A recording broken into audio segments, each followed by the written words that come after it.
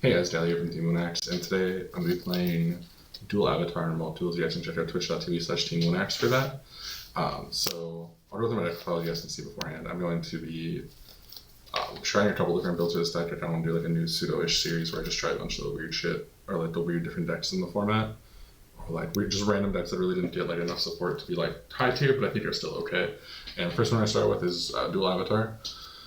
I found this core in my stuff, and I always really liked this deck, but I actually just didn't know what to do with my core, so I just hadn't played it.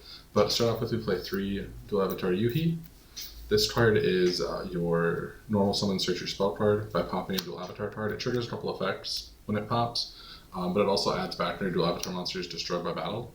So you get to use this for recovery, and then you also need this to make your fusions. This deck actually only plays 6 monsters in it, at least in this current build I'm playing. Everything else is just unnecessary because you're just playing like Fusion Turbo, and this is the feat Dual Avatar feat Kroku. This is your trap searcher, and it also lets you fusion when one of your dual avatars is destroyed on your opponent's turn by special summoning it and then popping it to summon a dual avatar monster. From there, I play 3 dual avatar invitations. This is like the primary good spell card in the deck. This is what special summons 5 tokens and lets you fusion. You don't have to fusion, so there's like a couple routes where you can set up like OTK plays with this card using the tokens in the deck. 3 fusion deployments. I know, only a super and 32 secrets gross, but this lets you summon these guys from the deck because they do have names in the deck for them, so it's another way to just cheat out your main starters for the deck, because that just plays around these like 6 monsters and then like using them to fusion play and everything. So fusion deployment just gets them up for free. Because this deck just plays like 15 fusion monsters in this extra deck, and they're all 3 ofs. I play triple Extrav because drawing cards is good. Desires to mess with your deck because you have targets you don't want to banish these, because these are like what you grind with and how you get them. So if you banish like all 3 of one, you're probably losing. But your extra deck is literally just 15 of the dual avatar fusions, so you don't really care if you lose them. I just play 3 of all of them because you never make anything else really. 3 of the field spell insane. 4 of the field spell, 1 terraforming to search it. Field spell searches a dual avatar and then summons a token for free, so it allows you to do a lot of your combos that require you to pop tokens. 2 defeating evil.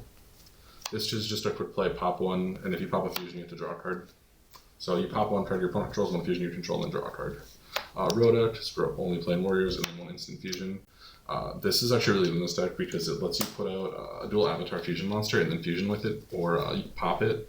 In the case of with the dual avatar in, you pop it with the spell searcher, and then it special summons 2 from the deck, which also gets you the trap search and also gets you another body into rotation for fusion plays.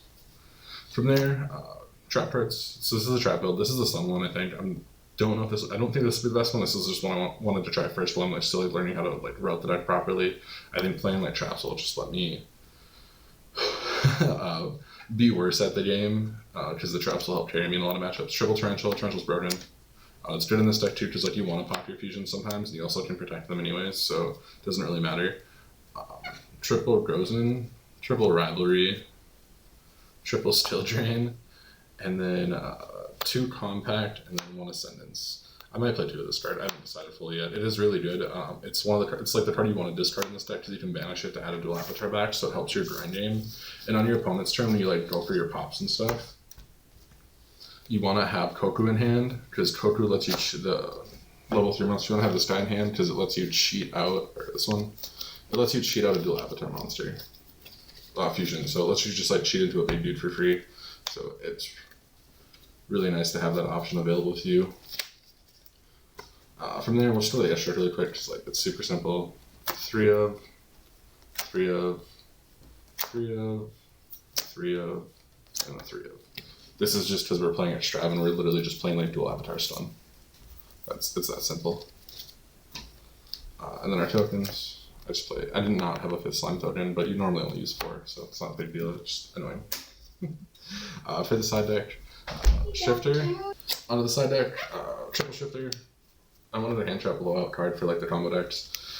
It might be worth it to also play like either Droll and Nib, but Nib's kind of annoying for this deck to out because it doesn't like have like a super good way to remove stuff. You can like go into the Armored Eon, which is like the big fusion, and then like attack it and bounce the token, but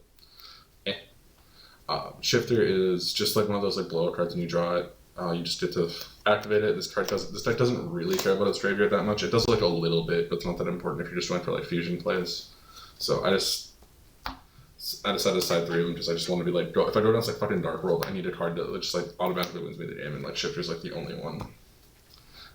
Other black red decks, 2 Lightning Storms, Feather Duster, just good cards.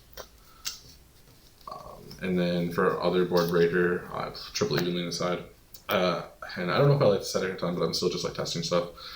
Evenly is really scary, or not. Like playing against like another evenly is scary, but I also think evenly is just like pretty good right now in a lot of like random decks. Like if I play versus Kashtira, and I just go, all right, evenly, and then I just set like 3 traps, I feel like I'm gonna win that game in like a lot of situations. From there, Triple Judgment.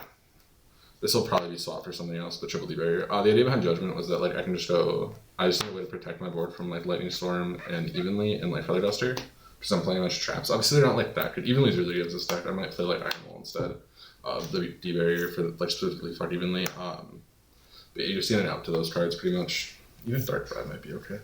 And then yeah, Triple D Barrier was like my other option. I might swap these out just because. As good as they are, we're playing enough Floodgates. I don't think D-Barrier is like that important, but I do really hate Curly. But I think like back row decks like beat Curly if they go first anyway, so it kind of seems like a moot point. I might side either more going second cards or more cards for going first. But yeah, that's the deck. If you guys, like I said, come check me out on twitch.tv/TeamMoonX, and I'll be playing this deck there. I think this deck is pretty solid. I don't have like any major complaints personally about how I think it'll run. I think like, even though it's not a good deck, I think like just being able to like flip trap cards is broken. So hopefully it'll be good enough. So yeah, I'll see you guys there. Bye.